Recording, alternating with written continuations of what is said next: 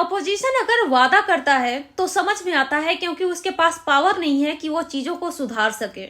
लेकिन ताजुब की बात यह है कि आज के डेट में अपोजिशन काम कर रहा है और सत्ताधारी वादे करने में लगे हुए हैं। वर्तमान में हमारे देश में यही चल रहा है। केंद्रीय गृह मंत्री अमित शाह आज भी बंगाल में गए थे और बंगाल में जाकर के रैली के दौरान में पब्लिक से किस तरह के वादे कर रहे हैं वो आप लोग सुनिए।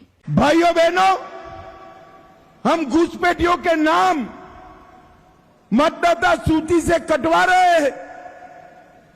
ये ममता दीदी और राहुल बाबा के पेट में दर्द हो रहा है। केंद्रीय गृह मंत्री अमित शाह बांग्लादेशी को भगाने की बात कर रहे हैं बंगाल में जाकर के।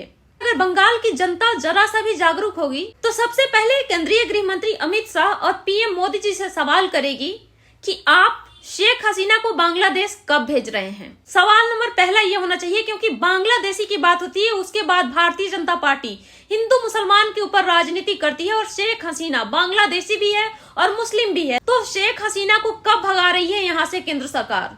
रही बात बांग्लादेशी को भगाने की, तो पिछले 12 साल से केंद्र सरकार क्या कर रही थी। 2 बार उसके बाद से बंगाल में इलेक्शन हो चुका है, तब वो कहाँ थी, क्यों नहीं भगाई। और दूसरी बात की सबसे पहला सवाल ये होता है कि बांग्लादेशी भारत में घुसा कैसे, क्योंकि बीएसएफ सेंट्रल गवर्नमेंट के अंडर में आता है। उसके बावजूद अगर देश में बांग्लादेशी या कोई भी अदर कंट्री के पर्सन इलीगल तरीके से आ रहा है तो उसके लिए रिस्पॉन्सिबल केंद्र सरकार होती है। तो क्या कर रही थी सरकार जो घुसपैठिया हमारे देश में आ गए। और अगर आ भी गए तो 12 सालों में क्या की गवर्नमेंट ने उसको भगाने के लिए। हर बार इसी तरह के दावे, बिहार में भी वही दावे। जब जिस स्टेट में इलेक्शन हो रहा है उसी स्टेट में जाकर के सेम दावे कर रहे हैं और जैसे ही इलेक्शन खत्म हो जाता है सारे दावे ठंडी बस्ती में डाल दिया जाता है। उसके बाद में नेताजी अपने मौज मस्ती में लग जाते हैं। अभी अमित शाह तो यहाँ तक कहते हुए नजर आ रहे हैं कि मैंने घुसपैठियों का नाम वोटर लिस्ट से कटवाया, इसका विरोध कर रही थी ममता दीदी। लेकिन अमित शाह ये नहीं कहा कि वह अपने पसंदीदा वोटर का नाम जुड़वाए थे, जिसके बारे में पता था कि ये हमारे वोटर नहीं है,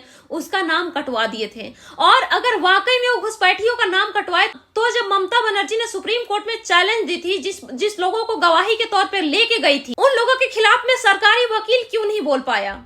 उस समय साबित क्यों नहीं किया कि ये लोग बांग्लादेशी हैं, ये लोग घुसपैठिया है। अगर एक्चुअल में भारत सरकार या इलेक्शन कमीशन ऑफ इंडिया घुसपैठिया को भगाने का काम कर रही है तो कोर्ट में चैलेंज क्यों नहीं दिया इस चीजों का। और क्यों 2023 में कानून बनाया कि इलेक्शन कमीशन ऑफ इंडिया के कार्यकाल में कोई भी कार्रवाई उस पर नहीं किया जाएगा, क्योंकि गलती किसी से भी हो सकती है।